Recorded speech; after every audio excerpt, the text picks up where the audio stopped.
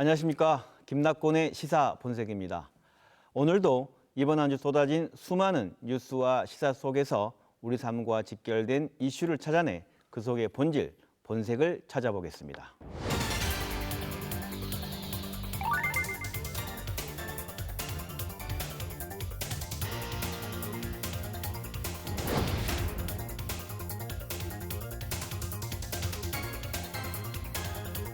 네, 이번 한 주는 패스트트랙이라는 말이 정치권 이슈를 모두 장악했다고 해도 과언이 아닙니다.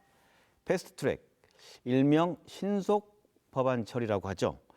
여야가 4개월 동안 줄다리기를 벌인 끝에 자유한국당을 제외하고 합의를 봤는데 그 이후에도 패스트트랙의 처리를 놓고 한 주간 내내 시끄러웠습니다. 그래서 오늘 이슈 저격 시간에는 패스트트랙이 왜 이렇게 중요한지, 그리고 이 패스트트랙에는 정치권의 각각의 셈법은 무엇인지, 그리고 결국 국민을 위한 길은 무엇인지 알아보는 시간을 전문가들을 모시고 갖도록 하겠습니다. 자, 두 분 소개 올리겠습니다. 오늘 이 주제를 위해서 서울에서, 국회에서 또 여의도의 그 냄새를 맡고 계신 두 분을 모셨는데, 정치평론가 김현성 씨 나오셨습니다. 네, 안녕하세요. 김현성입니다.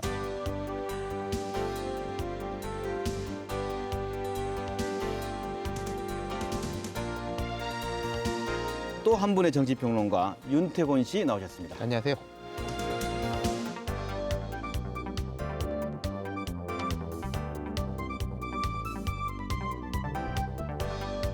패스트트랙, 이게 아까 말씀드린 것처럼 영어인데 또 시청자분들이 또 공부를 하셔야 될 것 같아요. 알고 계신 분들은 알고 계시지만 먼저 이 패스트트랙이란 말이 왜 어떻게 도입됐는지, 무엇인지 간략하게 설명을 하고 들어갔으면 좋겠는데 어떤 분이 먼저 말씀해 주실까요? 국회 안에서 네. 여야가 합의를 해서 처리하는 게 가장 좋은 방법인데 우리가 이제 연례 행사처럼 날치기 통과 뭐 이게 있지 않습니까? 그래서 몸싸움하고 기억나죠, 네. 그리고 뭐 도끼도 등장하고 문을 깨고 막 들어가고 뭐 이런 모습들이 너무나 이제 일상화된 모습이었는데 그 당시에 이제 국회에서 의사 일정과 관련된 법을 만든 거죠. 그래서 이제 여야가 합의해서 통과시키자. 그런데 이제 좀 뭔가 진짜 중요하고 의미 있는 건 네. 이제 좀 빨리, 그러니까 한도를 정해놓고 언제까지 합의를 해야 된다, 언제까지 합의를 해야 된다, 이게 일종의 안건을 의무적으로 상정시키는 거예요. 그래서 이제 영어로는 패스트트랙인데 말씀대로 신속 처리 안건이에요. 그러니까 한글로 하면 더 이해는 쉬워요, 사실. 신속하게 처리해라고 안건을 올리는 거예요. 한글로 하지 왜 이렇게 몰라가지고. 네, 그리고 근데 여기 네. 패스트가 붙어서 패스트 같은데 패스트가 아니에요. 330일이에요.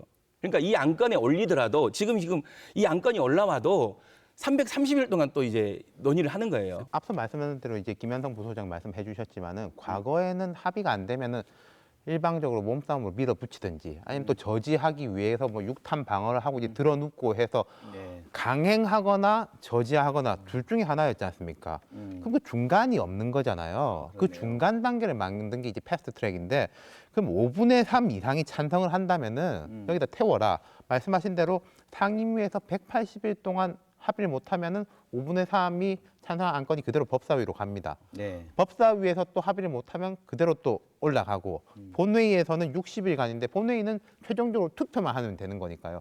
과거에는 저지를 하는 게요. 본회의에서 별로 저지를 하는 게 아니라 본회의 가면 투표하면 끝이니까 네. 본회의에 상정을 못하게 주로 저지를 하는 거거든요. 네. 이건 그러니까 아무리 막더라도 180일, 90일이 지나면 본회의로 올라갈 수 있게 하자는데 네. 이번 같은 경우에는 제가 생각할 때 현실적으로 180일을 다 끌진 않을 거예요. 조금 설명해 드리자면은 네. 정개특위하고 사개특위가 있는데 정개특위하고 사개특위는 각각 위원장이 정의당의 심상정 의원하고 민주당 의원입니다.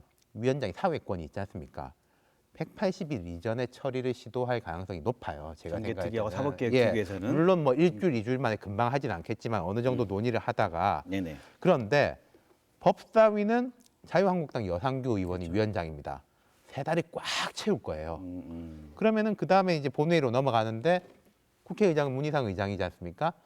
60일을 과연 다 채울까 싶거든요. 그렇다면은 네. 3달은 가는 것이고 앞에 2달, 뒤에 1달 하면은 지금으로부터 한 6개월, 그러니까 가을이나 뭐 겨울 정도면은 만약에 한국당하고 협의가 안 이루어진다는 가정하에 뭐 될 거다 그렇게 봅니다. 결국 이 패스트트랙이란 말은 예전에는 말 그대로 투표장에 갈 수도 없는 그렇죠. 상임위에서 몸싸움 벌였던 게 이 트랙에 태우면 어쨌든 천천히라도 간다는 거죠. 본회의 패스트가 마지막에 아니라. 투표까지 가는 거네요. 네.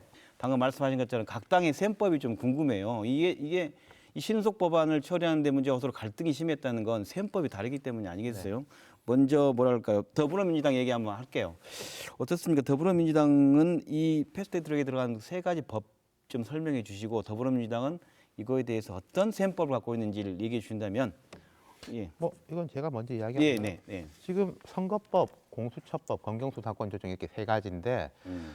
선거법은 아시다시피 정의당, 민주평화당, 지금 바른미래당이 이상해지지만 원래 바른미래당이 강력하게 주장을 하고 민주당은 처음에 꼭 이게 우리한테 유리한가 조금 계산이 복잡했어요. 하지만 이제 문재인 대통령 공약이기도 하고 연동형 비례대표 대의의 말씀하시죠? 문제가 있기 때문에 이제 뭐 절충안을 만들었고 이것보다 민주당이 원래 하고 싶었던 것은 공수처법 등등 원래는 한 13개를 들고 왔습니다. 같이 태우자라고 민주당이, 했는데 예. 근데 나머지 정당 입장에서 이 패스트 트랙에 13개나 같이 한다는 건 너무 무리하지 않냐. 줄여가지고 절충이 나온 것이 공수처법하고 검경수사법 이렇게 되는 거죠. 그러니까 민주당이 제일 하고 싶은 것은 선거법보다는 공수처법하고 검경수사권 조정인 것이고 민주당을 뺀 세 개 당이 하고 싶었던 것은 선거법이 우선이었다는 거죠. 그러니까 앵커님 말씀하셨듯이 그리고 아무것도 안 되는 것보다는 여당의 입장에서 보면 뭔가 이제 진행이 돼야 되지 않습니까? 그러니까 네. 지금 굉장히 대통령의 핵심 공약들이 정부의 입장과 달리 법이 통과되지 않아서 진행되지 않은 게 많거든요. 네. 모든 여당이 됐을 때 취하는 태도들이 좀 있어요. 그러니까 여당은 개헌에 대한 얘기를 안 해요. 여당이 되고 나면 헌법을 바꾸자 이런 얘기 안 하고 여당이 되면 선거법도 바꾸기가 싫어해요. 왜냐하면 소선거제가 여당에 유리하는 건 누구나 아는 얘기거든요.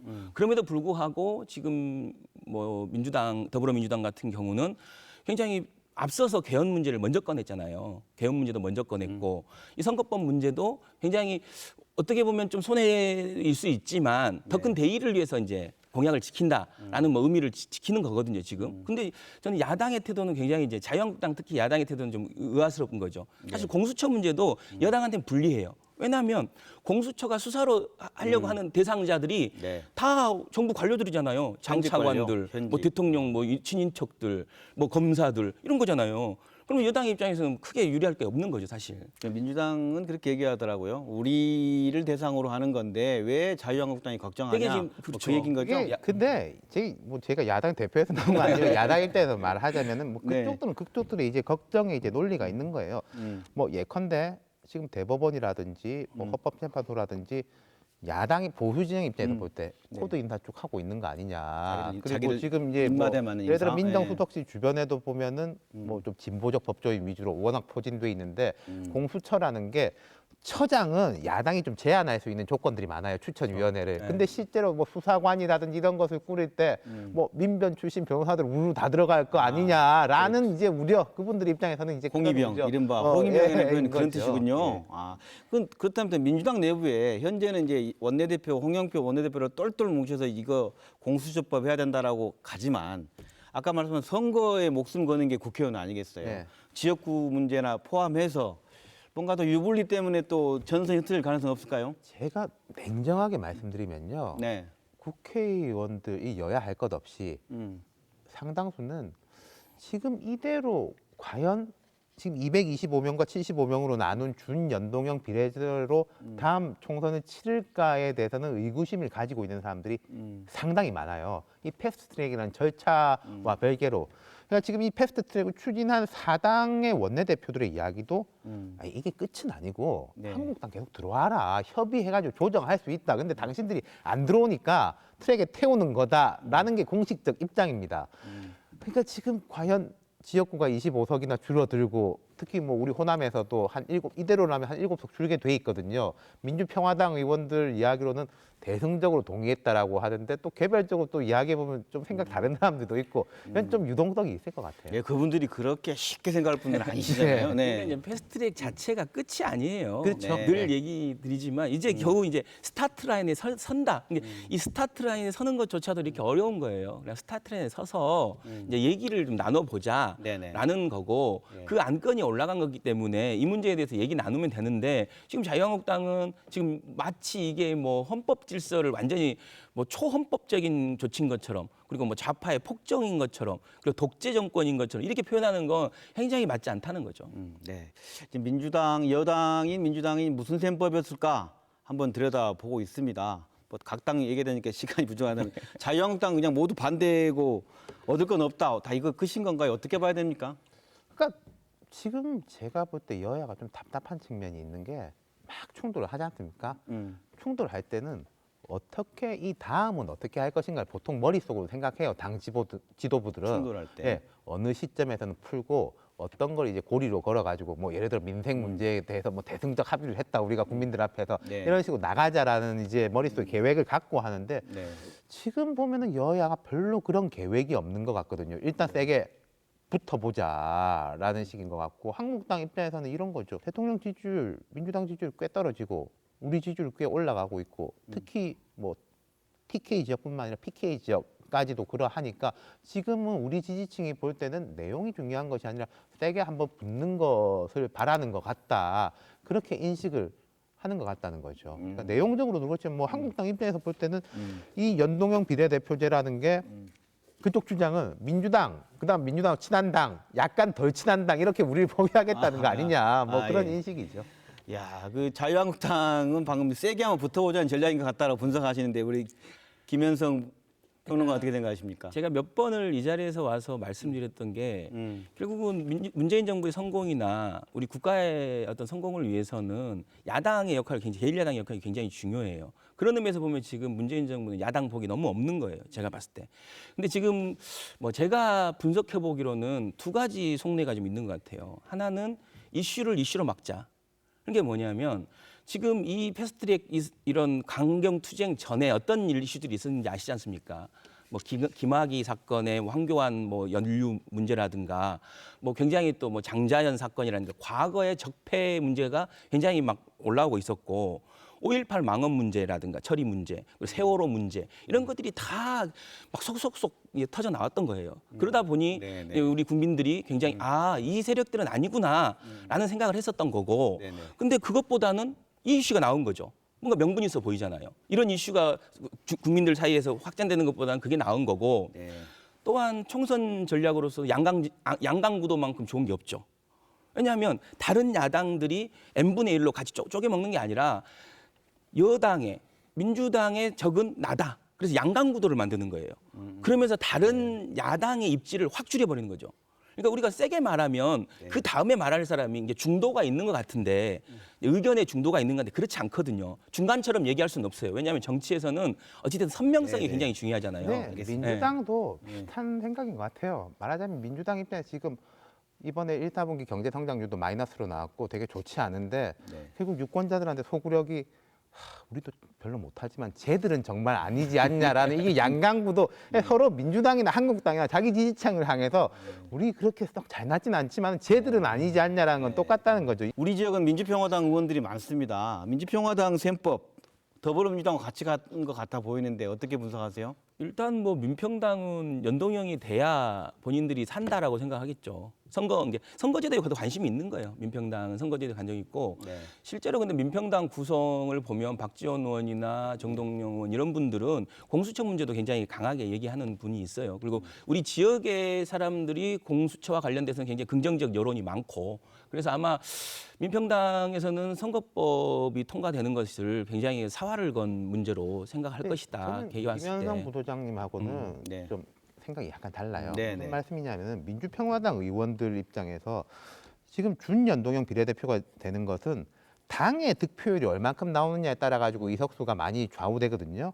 근데 민주평화당 의원들 입장에서는 제가 뭐 이름은 말씀 안 드리겠지만 내가 당값은 모르겠는데 내 이름값과 내 조직력으로서는 개인적으로 한번 여기서 소선거구제로는 뚫을 수 있다라고 생각하는 사람들이 오히려 조금 더 많을 수 있어요. 당의 지지율로 해가지고 올라오는 것은 좀 난망한 상황이고 당 이름을 좀 떼고 싶은 사람도 있다 이 말이죠. 출마할 때. 내 네. 개인기로 오히려 네, 네. 나가고 싶다.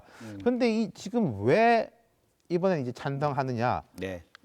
한국당하고 민주당하고 이게 극한 대립 과정에서 한국당 편을 드는 것처럼 보여가지고 이 호남 지역에서는 도저히 발을 붙일 수가 없으니까 그게 이제 첫 번째가 있을 것이고 두 번째로는 네. 좀 큰 정계 개편 박지원 의원이 항상 이야기하지 않습니까? 아, 저쪽 보수는 보수대로 뭉치는데 우리는 우리대로 큰 뭉쳐야 그림, 되지 않겠냐. 큰 그림, 예. 물론 민주당에서 이제 그분들에 대해 가지고 흔쾌히 받아줄지는 모르겠습니다만은 그런 쪽까지 내다본 포석이 아닌가 싶어요. 네. 각 당에게 당 많네요. 정의당계 정의당.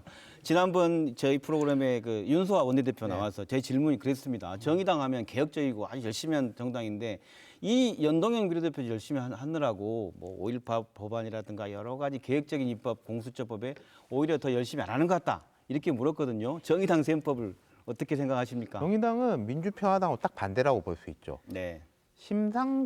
냉정하게 말해서 심상정 대표 등을 제외하고 개인적으로 돌파할 분은 별로 안 보이는데 소선거 제도라면은 근데 당의 이름, 당의 지지율은 높죠. 그러니까 이런 식으로 바뀐다면은 제일 수혜를 볼 수 있는 것은 정의당이니까 정의당이다. 뭐 정말 사활을 걸고 앞에 사실은 이 국면까지 이끌어온 게 선거법에 대해 가지고는 민주당보다는 정의당이라고 해도 과언이 아닐 겁니다. 네, 근데 이 정당을 얘기하기 위해서 여기까지 왔는지 모르겠어요. 바른미래당. 지금 전국의 핵심에 가장 큰 관심을 끌고 있는 게 바른미래당. 두 분 한 말씀 해주시죠. 바른미래당 셈법. 바른미래당은요. 네. 바른미래당이라는 기획이 한국 정치를 삼자 정립시키자는 거 아니겠습니까? 삼자 정립. 진보, 보수, 뭐 합리적 이제 중도 정도. 네. 근데 지금 와서 보니까 바른미래당 자체가 삼자 정립이 됐어요. 그렇죠. 안철수계, 유승민계. 거기다가 원래는 안철수, 유승민계였는데 손학규 대표와 뭐 김관영 원내대표와 호남 쪽 의원들로 해서 딱 세 가지 부류가 갈라져 버렸어요. 네, 그게 좀 그렇네요. 한국 정치를 위해서는 안타까운 일인데 바른미래당이 세 개로 갈라진 것은 제가 생각할 때는 이 선거 제도에 대한 뭐 유불리보다는 이런 것 같습니다. 지금 여야, 진보 보수, 한국당, 민주당 이렇게 쫙 갈라져 버리니까 지금 여기에서 민주당에 좀 반대되는 것처럼 보이는 게 좋을 것이냐, 아니면 민주당이 조금 가까운 것처럼 보이는 게 좋을 것이냐라는 데 대한 차별점이 아닐까 싶어요. 네, 어떻게 생각하십니까? 전형적인 동상이몽이죠. 제가 봤을 때는. 그러니까 한 그릇에 담겨서는 안 될 사람들이 지금 한 그릇에 담겨 있지 않습니까? 그리고 어찌됐든 지금 강한 여당과 강한 야당이 부딪히고 있는 상황에서 결국은 이제 내년 총선의 계산기가 돌아가고 있는 거죠. 그래서 이제 결국 원래 뿌리가 자유한국당이었던 사람들은 자유한국당에 대한 계속해서 이제 눈치를 보고 있는데 자유한국당 지도부가 황교안 대표로 서면서 탄핵 문제에 있어서 찬반이 있는데 본인들은 결국은 탄핵을 찬성하면서 온 거지 않습니까? 그 명분으로. 근데 지금 그쪽은 다시 탄핵을 반대하는 쪽이 무슨 탄핵 찬성했던 사람을 적으로 몰아세우고 뭐 이런 부분까지 있으니까 이제 가기는 좀 어렵고 그렇다니 여기에 같이 있기는 어렵고 그다음에 또 호남계 의원들은 결국은 또 여기 있어서는 절대로 다시 당선되기 어려울 것 같고 뭐 굉장히 지금 캠법이 복잡한 것 같아요. 이미 사실상은 그러니까 패스트 트랙이 패스트 분당 트랙으로 올라온 거죠. 분당 이게 패스트 트랙이 올라오면서 트랙에 섰다. 그렇죠. 바른 정당의 분당 트랙이 빨라졌다는 거죠. 네, 분당도 쉽지 않을 겁니다. 이대로 쭉 싸우면서 갈 거예요. 왜냐하면은 분당을 한다는 것도 뭐 이원주 의원처럼 개별 탈당이 아니라 집단적으로 움직임을 가진다는 것은 명분과 에너지가 있어야 되거든요. 명분이야 있을 수 있죠. 저쪽이 저렇게까지 하니까 양쪽 다 이렇게 보는 거 아닙니까? 명분이 있는데 네. 에너지가 있느냐? 계속 아마 서로 당신들이 나가라. 이 땅의 정통성 우리가 지킨다라고 할 거예요. 예전에 그 미생이란 드라마가 있었는데 거기 이런 대사가 나옵니다. 아는 전쟁터인데 나가면 지옥이다. 그러니까 당이란 그래도 울타리에 있으면은 국고보조금도 있고 한데 무소속 몇 명으로 해서 나가면은 정말로 춥거든요. 네. 그런 부분을 아는 거죠. 이런 복잡한 각 당의 셈법 속에 지역에서는 5.18 왜곡 처리 특별법 같은 거, 말 그대로 홀로코스트법이죠. 막말을 한다라든가 역사를 왜곡하는 법은 처리 합의가 여야 사당 간에 안 될 줄 알았는데 이번에 마지막에 문구에 담겼어요. 이 셈법이랄까요? 셈법이라는 건 너무 격화시킨다 그럴까요? 그러니까 어떤 게 분석할 수 이건 있을까요? 이제 민주평화당이 제일 강력하게 요구를 했고 뭐 네. 다른 당들도 나쁘진 않은데 이게 뭐 한국당이 해주겠냐. 그리고 이거 하면 또 딴 것도 올려야 되니까라고 패스트트랙에 못 태웠지만은 네. 뭐 적극 추진한다 이 정도로 됐지 않습니까? 그럼 네. 관건은 한국당인데요. 네, 제가 되게 딜레마적인 말씀을 하나 드릴까 싶어요. 네, 한국당이 지지율이 많이 올라가면은 이 법은 통과될 가능성이 높습니다. 지지율이 많이 올라. 예, 무슨 말씀이냐면요. 네네. 한국당이 지금은 강성 보수층, 우리의 집토끼들만 잡자예요. 일단 이걸 해놓고 그다음 확장 전략을 가지자거든요. 네네네. 한국당의 지지율이 올라가지고 중도층을 봐야지, 우리 이제부터 봐야 되겠다라고 하면은 이런 법에 대해 동의할 겁니다. 과거 생각해 보시면은 네. 박근혜 전 대통령이 지지율이 대선 후보 때 상당히 오르고 대통령 될 것 같고 할 때는 이정현 의원 이런 사람들이 이제 나서가지고 되게 전향적으로 나오고, 과거에 이명박 전 대통령 때도 정의화 의장 같은 분, 그분은 뭐 개인적으로 또 이 광주 전남에 대해서 애정이 깊은 분이니까 그렇죠. 그런 분들이 많이 활동을 하고, 지지율이 높아지면은 그런 분들이 활동을 하고요. 지지율이 낮아지면은 TK 중심으로 돌아가고, 이런 딜레마적인 게 있습니다. 자유한국당에 대한 공격적 의미도 있는 것 같아요. 그러니까 이제 최근 올 상반기에 5.18 관련한 망언들 있었지 않습니까? 자유한국당 의원들의. 그리고 지금 전두환 씨 재판이 진행되고 있는 거고. 그냥 이런 상황에서 결국은 국민 정서를 이제 수용한다라면 이런 법이 있어야 되는 거 아니냐라는 거고. 근데 문제는 뭐냐면 이 법들, 그러니까 지금 선거법이니 공수처법이니 검경수사, 이거 문재인 5.18법이니 이게 다 패키지로 묶여 있는 거예요. 어느 하나가 안 되면 다 안 되는 거예요. 결국 이제 이 패스트 트랙을 둘러싸고 갈등과 뭐 여러 가지 상황 속에 향후 이제 전국 전망을 한번 두 분께서 해 준다면, 아까 좀 뭐 얘기 중에 뭐 나오기도 했지만 어떻게 전망하십니까? 뭐 참 전망이 쉽지는 않은데요. 하나는 있을 것 같아요. 양쪽의 구심력이 점점 강해질 것이다. 중도층의 위치가 점점 약해질 것이다. 예를 들어서 뭐 조금 다른 이야기 같습니다만은, 이미선 헌법재판관 청문회 때 보면은 민주평화당에서는 부정적이었는데 박지원 의원은 이 정도면 됐다라고 하면서 물꼬를 확 돌린 게 있었지 않습니까? 그렇죠. 박지원 의원 같은 경우 계속 우리가 크게 합쳐야 된다, 크게 합쳐야 된다, 그런 이야기를 하고 있어요. 지금 민주평화당하고 민주당이 뭐 당장 저는 합당하고 이러기는 어려울 거라고 봅니다만은, 조금 더 가까워질 가능성이 훨씬 높고, 뭐 의사결정이라든지 이런 면에서. 그리고 바른미래당은 아무래도 좀 한국당하고 가까워질 가능성이 높고, 그렇다면 실질적인 양당 구도로 가지 않을까 싶네요. 그러면 그 양당 구도를 실제로 갈 경우에 이 패스트트랙의 법안은 또 변형될 가능성이 있는 건지. 아니 그럼요. 그러니까 지금 어찌됐든 패스트트랙에 올라가고 패스트트랙에 안 올라가고 이런 경우의 수가 있는 거지 않습니까? 네네. 결국은 패스트트랙에 올라갔을 경우에 상상해 보면 결국은 자유한국당은 계속해서 밖에서 이제 강경투쟁을 할 수 있을 것 같아요. 그래서 계속해서 장외 논쟁을 할 것 같고, 이 논의 자체에 참여를 안 할 수도 있다는 거죠. 그랬을 때 결국은 그 위원회에서의 보고시불은 그냥 가는 거고, 결국은 아까 말씀하셨듯이 법사위에 지금 자유한국당 위원장이 있기 때문에 여상규 위원장은 90일을 꼭 채울 것 같고, 그 다음에 90일 이후에 이제 본회의인데, 본회의 뭐 문희상 의장 같은 경우는 상당히 빨리 올려서 통과시키지 않을까. 그래서 제가 봤을 때는 상당히 어떻게 보면 극단적 대치 상황이 어떤 상황에서든 상당히 오래 갈 것이다. 특히 안 태워졌을 때는 또 더 이제 예를 들면 바미당 같은 경우는 거의 해체, 이제 김관영 원내대표 책임지고 이제 사퇴할 거고, 손학규 대표도 상당히 제가 부담을 느껴서 본인의 책임으로 사퇴를 하지 않을까 싶고, 그렇게 되면 바미당은 거의 이제 해체 수순을 가든가 아니면 유승민 체제로 다시 재편하든가라는, 그렇게 될 거라는 생각이 들고, 안 태워지면 다 민주당도 굉장히 골치 아픈 상황이 되죠. 이 패스트 트랙에 대해서 오늘 우리가 이야기하고 있지만, 이 세계 법안의 330일 그것도 그건데요. 제가 더 좀 한번 이제 시청자들 관심 있게 봐주십사 하는 것은, 어떻게 좀 양당이 나와가지고 못 이기는 척하면 손을 잡을 것이냐. 지금 이 고민들이 다들 있거든요. 한국당 입장에서 계속 뭐 밖에서 이럴 수는 없는 장외투쟁 것이고, 계속할 수 없죠. 예. 민주당도 민주당 입장에서 어쨌든 밉든 곱든 1야당이고, 또 황교안 체제라는 게요, 한국당 입장에서 볼 때는 근 3년 만에 정상적으로 어쨌든 전당대회를 통해 가지고 당원들이 뽑은 지도부가 된 겁니다. 비대위 체제가 아니라. 그럼 또 대통령이라든지 여당 입장에서는 파트너로 인정을 해가지고 뭘 끌고 가야 되는 거거든요. 양쪽들의 고민이 있는 거예요. 근데 무슨 계기로 해가지고 탈출을 할 것이냐. 제가 제일 안 좋게 보는 건요, 정치권이 정치력을 발휘하지 못하면 대형 사건 사고가 나면 손잡을 겁니다.